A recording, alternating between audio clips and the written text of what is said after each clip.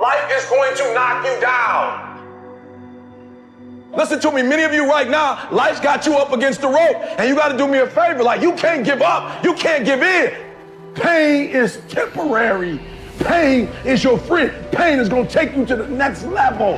When you going through pain, I know what you feeling. I know exactly, because I've been there. I've done that. But you got to work through it.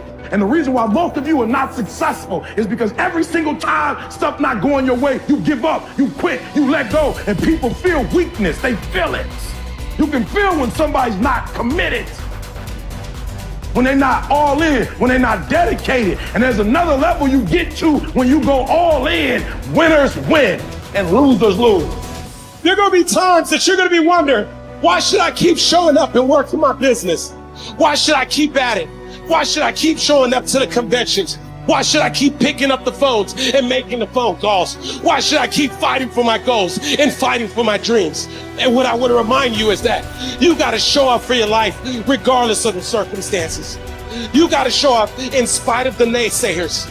You got to show up in spite of the conversation going on in your mind.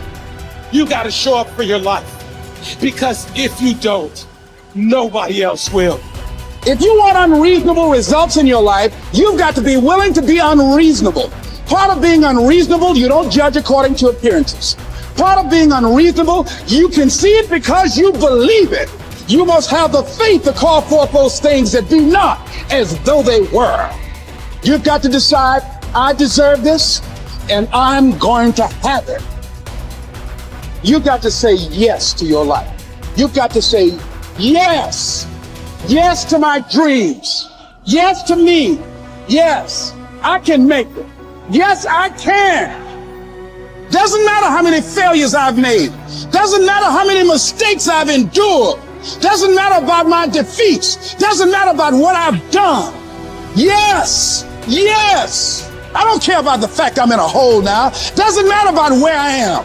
The last chapter to my life has not been written yet. If you judge me now, you'll judge me prematurely. I'm still in the process of transforming my life. I'm still in the process of becoming. Yes. The brilliance of Thomas Edison was not in his mind.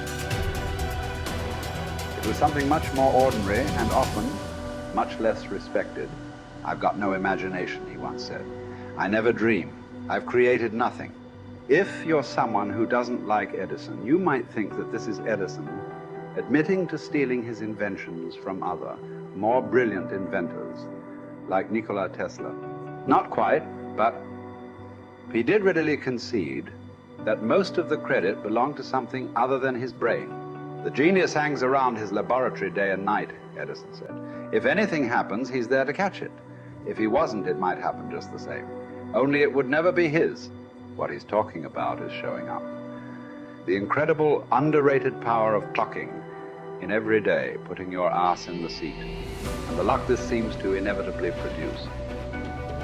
Edison lived in his laboratory and never missed a day.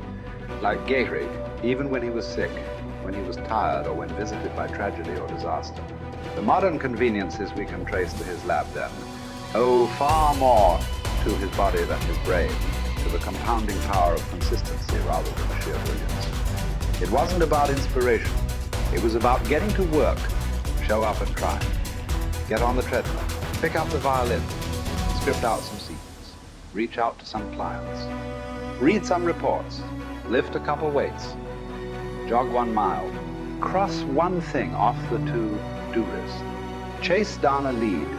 It doesn't matter what it is. All aspects of our life benefit from this circumscribed kind of discipline. Just as long as you do something every day, that is the important thing. Show up.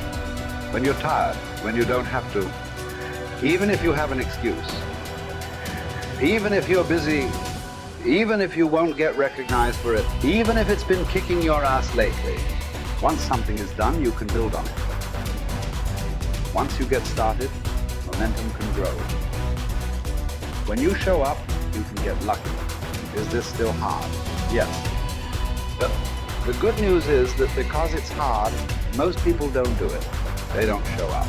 They can't even do one tiny thing a day. So yes, you're alone out there on the track in the rain. You're the only one responding on Christmas. But having the lead is, by definition, a little lonely. This is also why it's quiet in the morning.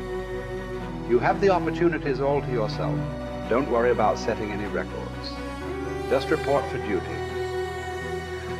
No excuses. And here's the irony. This is also a way to break records.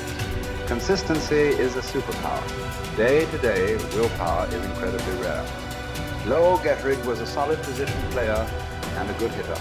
But his success really was rooted in the fact that he didn't miss many days of work. It's quite likely that had he continued at his normal pace and not been stricken with R's, that he would have put up career numbers that surpassed Babe Ruth. Getterig wasn't just able to show up despite injuries and fatigue. He also had to push through ennui, doubt, and just plain not feeling it.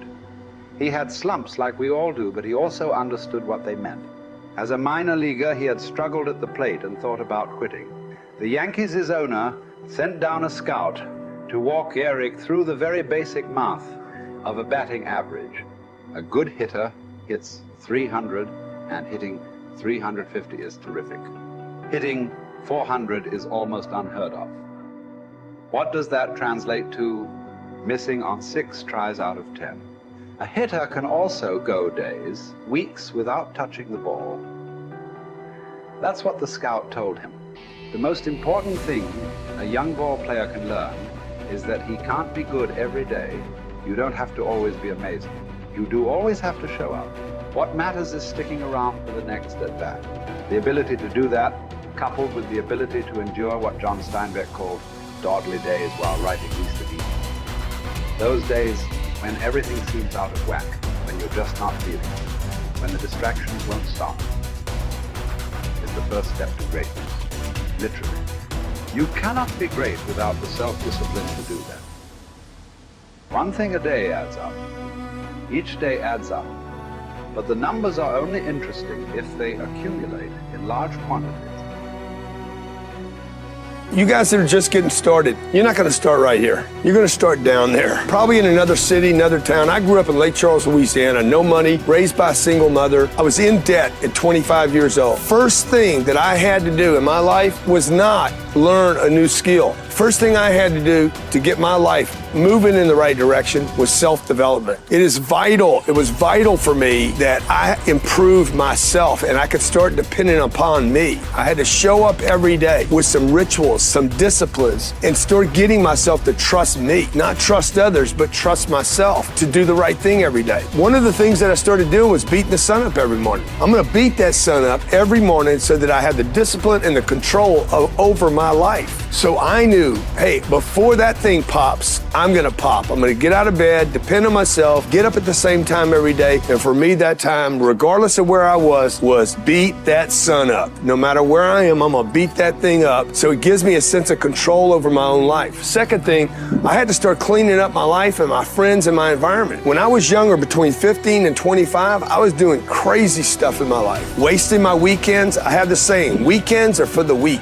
I was drinking, fooling around with a bunch of bad things, bad people. At 25 years old, I cleaned it all up. Quit going to those places. Quit hanging out with people that did not have ethics and discipline in their life. I wanted to build something in my life. I wanted to become someone. And to do that, to become someone in the eyes of the world, just beating that sun up every morning gives me the sense of accomplishment that I did what I said I was going to do, that I woke up when I said I would wake up, and I start building respect for myself, start believing in myself so that I can go out into the world. And maybe today when I go into this meeting that I'm dressed for, they'll believe in me as much as I believe in me, and that'll show up in a contract, a deal, maybe even some money.